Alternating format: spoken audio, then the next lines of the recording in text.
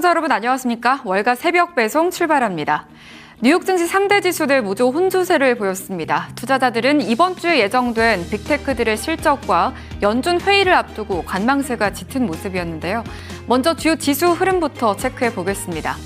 마감 지수 체크해 보시면 다우는 경기 민감주와 가치주 강세에 상승했지만 기술주 차익 실현이 이어지면서 나스닥은 하락으로 마감을 했습니다. 나스닥은 0.6% 하락, 다우존스 지수는 0.46% 상승으로 마감을 했고요. S&P 500 지수는 강하지는 않지만 소폭 상승세에 멈췄습니다. 0.05% 상승하면서 7,411선에서 거래를 마감했습니다. 국제유가 체크해볼까요? 국제유가는 급등 이후에 차익 실현으로 상승세가 다소 진정되는 모습이었습니다만 중동 지정학적 리스크가 이어지면서 배럴당 90달러 선을 유지했습니다.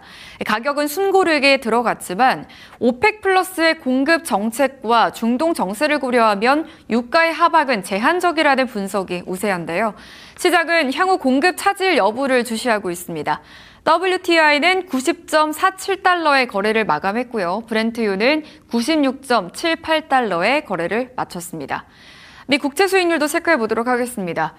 전날 급등 이후 되돌림과 안전자산 매수세로 하락했습니다. 시장은 유가, 인플레이션 부담과 연준 정책 방향 사이에서 균형을 잡는 모습인데요. 채권 가격이 반등하면서 수익률은 내려왔고 시장은 이번 주 FOMC와 물가 지표를 앞두고 포지션 조정에 들어간 흐름입니다. 국채 10년물 0.47% 하락, 2년물 단기물은 0.5% 하락세를 보였고요. 30년물은 0.2%의 하락세를 보였습니다. 필라델피아 반도체 지수 살펴볼까요? AI 투자 기대감에 대한 재평가가 이어지면서 반도체주가 큰 폭으로 조정을 받았습니다. 이에 따라서 필라델피아 반도체 지수도 하락으로 마감을 지었는데요. 4% 넘게 빠지면서 11,818포인트의 거래를 마쳤고요. 미국 반도체주들의 하락세가 짙은 가운데 한국의 반도체 관련주 비중이 높은 EWY에도 매도 압력이 이어졌습니다. 더 깊은 낙폭을 기록했네요. 6.27% 하락을 기록했습니다. 이어서 섹터별로 어떤 흐름을 보였는지 간단하게 표로 확인해 보겠습니다. 네, 전반적으로 그래도 상승하는 섹터가 많았습니다. 메터리얼 쪽에서, 소재 쪽에서 1.4% 상승을 했고요. 파이낸셜 쪽에서도 견조한 흐름을 보여줬습니다. 1% 가까이 오름세, 헬스케어 쪽에서도 0.6% 오름세, 커뮤니케이션 서비스도 0.4% 상승, 에너지도 0.2% 상승, 그리고 유틸리티라든지 컨슈머 쪽에서도 0.1%의 오름세를 보였습니다. 다만 인포메이션 테크놀로지 쪽에서만 1% 가까이 빠지는 흐름이 보였습니다. 네, 이어서 히트맵 살펴보시죠. 그동안 AI 기대감으로 급등했던 빅테크와 반도체 업종이 지난주에는 큰 폭의 조정을 받으면서 하락했습니다. 인텔 같은 경우에는 실적이 좋았음에도 불구하고 크게 밀리면서 인텔의 주가 8% 가까이 빠졌는데요. SK하이닉스, ADR 역시 큰 폭의 하락세를 보였습니다. 8.8%의 하락세를 보였고요. 엔비디아는 이들에 비해서는 좀 비교적 낙폭이 적었지만 여전히 1% 넘는 1% 가까이 하락을 보였고요. 마이크론 테크놀로지도 7% 가까이 내리는 등 전반적으로 하락이 짙은 모습이었습니다. 그에 비해서 소프트웨어 쪽에서는 그래도 선방을 해주는 흐름이었는데요. 마이크로소프트 강하지는 않지만 그래도 0.03% 상승으로 마감을 지었고요. 팔란티어는 하락으로 했지만 그래도 보합권에서 마무리를 지었습니다. 이런 가운데 애플은 3.5%로 견조한 흐름을 보여줬고요. 파이낸셜 쪽에서는 요즘 파이낸셜 쪽이 계속해서 그래도 견조한 흐름 이어가고 있습니다. JP모건, HSBC 그리고 시티그룹이라든지 웰스파고 모두 전반적으로 그래도 괜찮은 흐름을 보여주고 있고요. 이런 가운데 커뮤니케이션 서비스 안에서 메타는 빠졌지만 그래도 구글 쪽에서 선박을 해줬습니다. 0.6% 상승세를 보였습니다. 스페이스X는 오늘도 좀 많이 빠졌습니다. 스페이스X 2.6% 하락, 테슬라도 2% 넘는 낙폭을 기록한 하루였습니다. 네, 이번에는 차례대로 특징주들 짚어보도록 하겠습니다. 인텔 먼저 살펴볼 텐데요. 인텔의 이번 분기 실적은 표면적으로는 긍정적이었습니다. 매출은 시장 예상치를 웃돌았고 비용 절감 효과와 PC 시장 회복세가 실적 개선에 힘을 보탰는데요. 특히 핵심 사업인 클라이언트 컴퓨팅 그룹 부문은 PC 교체 수요 회복과 AI PC 확산 기대감 속에서 안정적인 흐름을 보였습니다. 여기에 데이터 센터나 AI 관련 부문 역시 개선 기대를 키웠는데요. 하지만 시장은 과거 실적보다는 향후 성장 전망과 수익성 개선 속도에 더 민감하게 반응을 했습니다. 가장 큰 부담은 인텔의 AI 경쟁력과 마진 회복에 대한 의문인데요. 인텔은 AI 반도체 시장에서 경쟁력을 강화하기 위해서 데이터 센터용 제품과 파운드리 사업에 대규모 투자를 진행하고 있지만 시장은 아직 이 투자가 언제 실질적인 수익으로 이어질지 확인하려는 모습이 나타났습니다. 또 하나의 변수는 가이던스, 다시 말해 향후 전망입니다. 최근 반도체주는 현재 분기 실적보다는 다음 분기 전망과 장기 성장성이 주가를 좌우하고 있죠.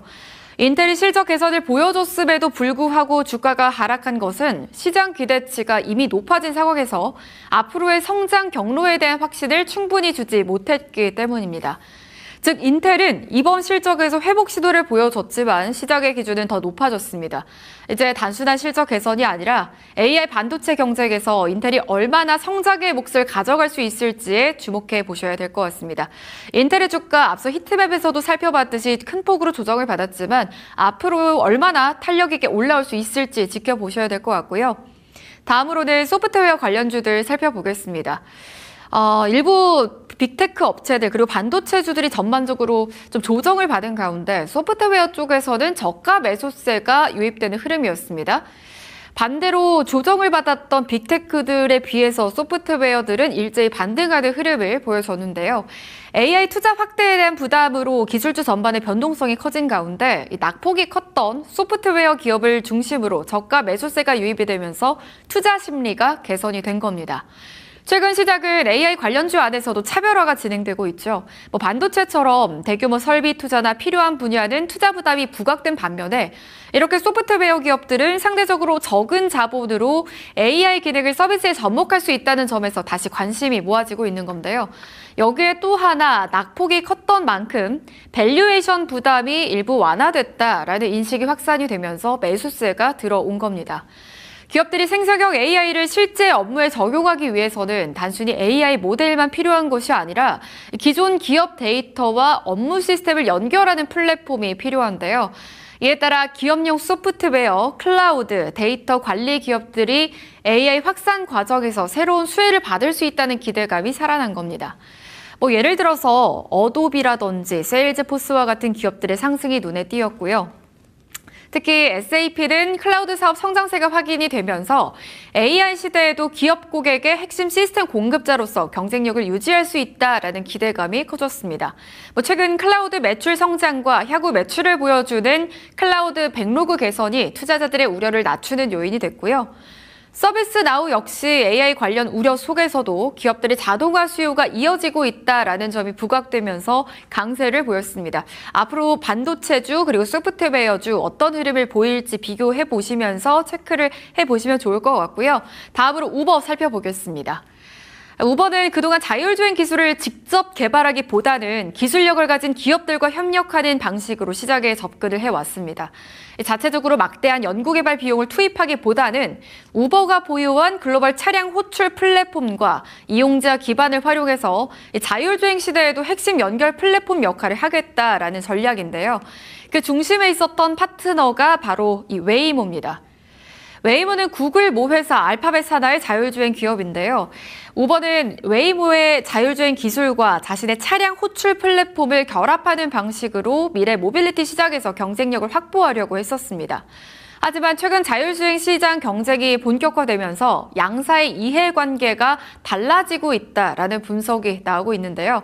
웨이모 입장에서는 자체 로보택시 서비스 운영 규모가 커질수록 우버 플랫폼에 의존해야 할 필요성이 줄어든 겁니다. 자체 앱과 브랜드를 통해 고객 접점을 직접 확보한다면 플랫폼 수수료를 공유하는 구조보다 더 높은 수익성을 기대할 수 있기 때문입니다. 반면 우버에게 웨이모는 단순한 협력사가 아니라 자율주행 시대 경쟁력을 확보하기 위한 핵심 파트너로 꼽히는데요. 우버는 자율주행 기술 개발 비용과 시간을 줄이는 대신 다양한 기술 기업과 협력해서 미래 모빌리티 플랫폼 지위를 유지하겠다라는 전략을 추진해 왔습니다. 만약 이번 계약 해지 가능성이 시장에서 민감하게 받아들여지는 이유도 여기에 있는데요. 만약 웨이모와의 협력 구조가 약화될 경우 우버는 자율주행 생태계에서 새로운 기술 파트너를 확보해야 하는 과제를 안게 됩니다. 시장의 관심은 앞으로 이 세 가지 부분에 집중될 전망인데요. 먼저 첫 번째로는 웨이모가 실제로 기존 계약 종료를 추진할지 여부고요. 둘째로는 계약 변화가 발생할 경우 우버가 새로운 자율주행 파트너를 얼마나 빠르게 확보할 수 있을지입니다. 마지막으로 세 번째로는 자율주행 시대에도 우버가 플랫폼 사업자로서 수익 모델을 유지할 수 있을지 이렇게 세 가지가 시장의 관심, 시장이 주목하는 포인트로 꼽히고 있는데요. 결국 앞으로 성장할 로보택시 시장에서 기술 기업과 플랫폼 기업 중 누가 더 큰 영향력을 가져갈 것인지 보여주는 중요한 신호로 볼 수 있겠습니다. 이 소식에 우버의 주가는 전거래일에서 4% 넘게 밀렸습니다. 다음으로는 파라마운트 살펴보시죠. 미국 미디어 업계 최대급 인수 합병으로 주목을 받았습니다. 파라마운트 스카이댄스와 워너 브로스 디스커버리의 합병이 일시 중단됐는데요.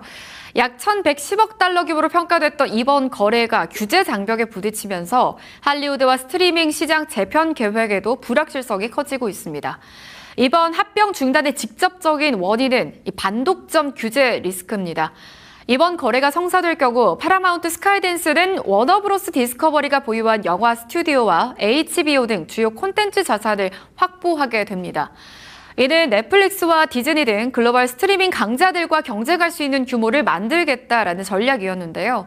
미국 일부 주 정부가 이번 거래가 콘텐츠 시장의 경쟁을 약화시키고 결과적으로 소비자 선택권을 줄일 수 있다며 법적 문제를 제기했고 이에 따라 양사는 거래 진행을 일시적으로 늦추기로 했습니다.